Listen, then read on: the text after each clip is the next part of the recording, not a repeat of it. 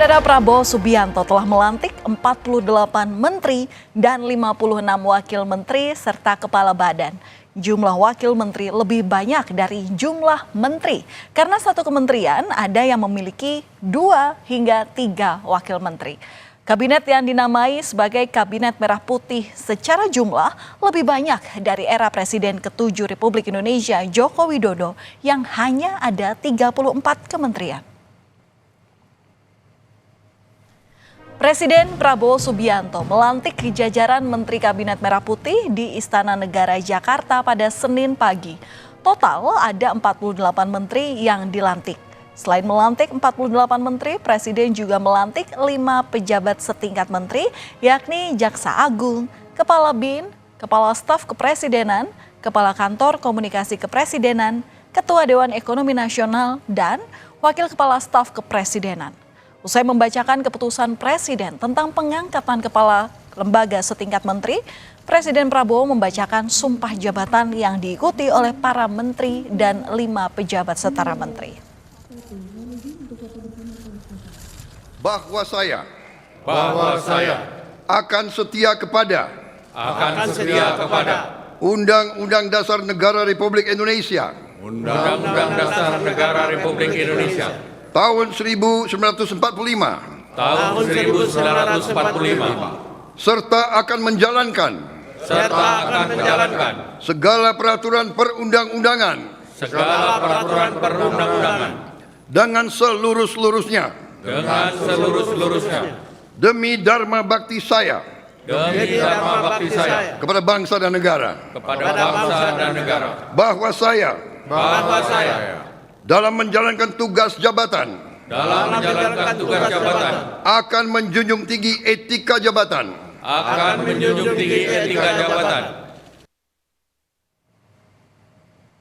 Saudara, dari ke-48 Menteri Kabinet Merah Putih, tidak semuanya merupakan wajah baru dan sudah tidak asing bagi masyarakat.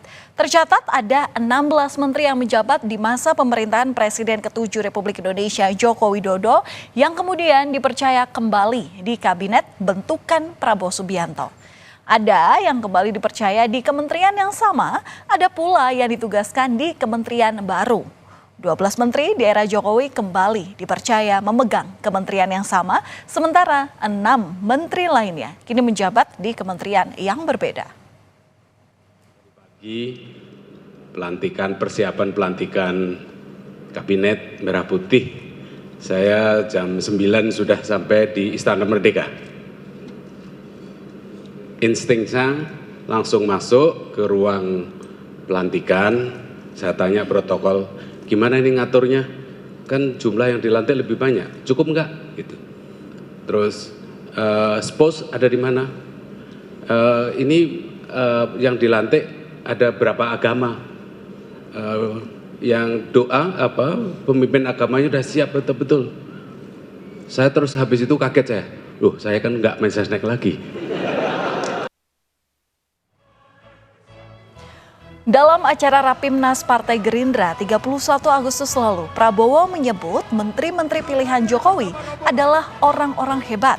Oleh sebab itu, ia berencana untuk menarik sebagian menteri hebat itu ke dalam kabinet pemerintahannya. Memang selain karena berprestasi, sebagian menteri Jokowi menyatakan dukungannya kepada pasangan Prabowo Gibran dalam Pilpres 2024. Itulah yang Prabowo memilih mereka untuk kembali masuk ke dalam kabinet.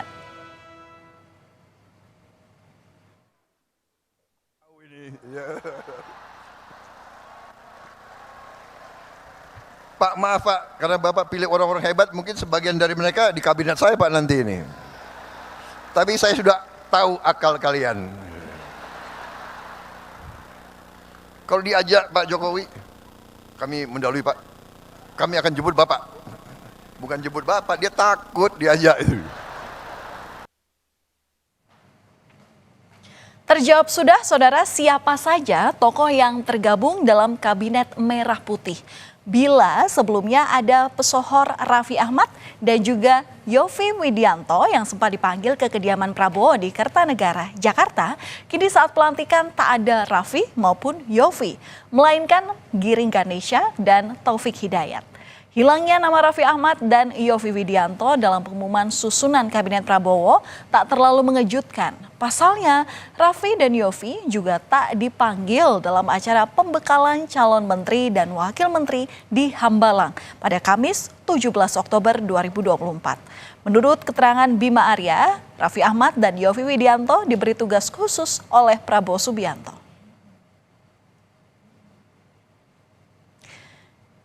Giring Ganesa adalah mantan vokalis grup band Nidji yang beberapa tahun belakangan ini berkiprah di dunia politik dengan bergabung ke Partai Solidaritas Indonesia yang melenggang masuk Kabinet Merah Putih sebagai Wakil Menteri Kebudayaan.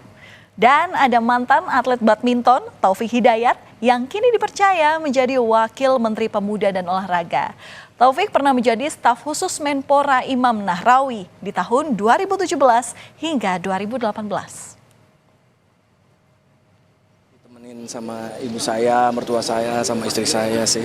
Ya pengalaman yang nggak akan saya lupain seumur hidup. Jadi terima kasih sekali lagi buat Bapak Presiden, buat Mas Wakil Presiden yang sudah memberikan kepercayaan.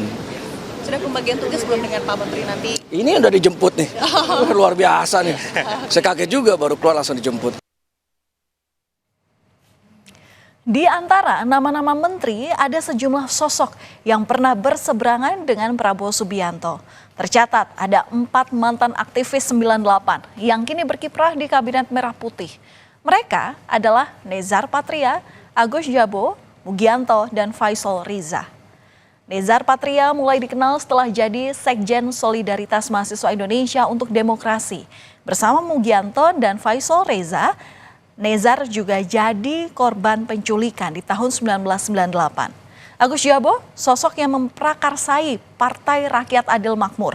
Pada 96 atau tahun 1996, ia dikenal sebagai Ketua Umum Partai Rakyat Demokratik yang anti Presiden Soeharto di era Orde Baru. Agus Jabo aktif dalam gerakan reformasi 1998 berkolaborasi dengan Budiman Sujatmiko. Kemudian ada kejutan lainnya, saudara, dalam pengumuman menteri dan wakilnya di Minggu malam pada 20 Oktober lalu, Presiden Prabowo menyebut Mayor Teddy Indrawijaya yang dikenal sebagai ajudan kepercayaan Presiden Prabowo ini menempati posisi baru menjadi Sekretaris Kabinet. Teddy merupakan sosok yang dipercaya Prabowo untuk mendampinginya sebagai ajudan sejak posisi Menteri Pertahanan hingga Presiden Republik Indonesia. Wakil Ketua DPR Sufmi Dasko Ahmad menyebut Mayor Teddy Indrawijaya tidak perlu pensiun dari TNI karena kini posisi Seskap ini tidak setara dengan menteri, melainkan ada di bawah Mensesnek. Wakil Ketua DPR dari fraksi Gerindra Sufmi Dasko Ahmad dalam keterangan tertulis mengatakan bahwa struktur dan bagan organisasi sudah ada perubahan, sehingga tidak ada Menseskap tetapi digabung di bawah Mensesnek. Strukturnya di bawah Sesnek sama seperti jabatan yang boleh diisi oleh perwira TNI atau Polri seperti Sekmil, Sekspri, dan lain-lain. Yang batasannya adalah paling tinggi setara eselon 2 atau kalau di TNI Polri paling tinggi setara Brigjen.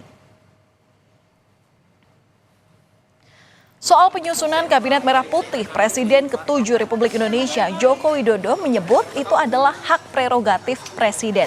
Jokowi percaya Presiden Prabowo sudah memilih orang-orang terbaik di bidangnya untuk masa depan bangsa. Widin.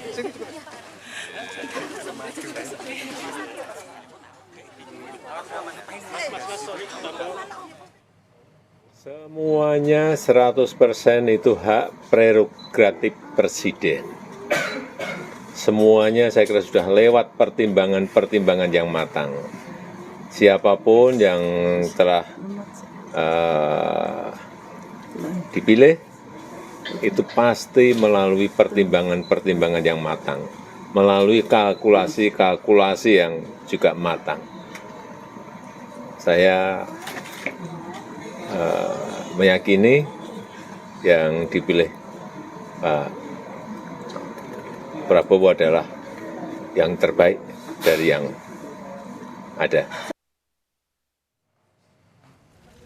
Sementara itu, pengamat politik Universitas Al-Azhar Indonesia Ujang Komarudin menyoroti sejumlah permasalahan yang diharapkan bisa diatasi Kabinet Merah Putih, mulai dari hukum, pemberantasan korupsi, dan masalah ekonomi.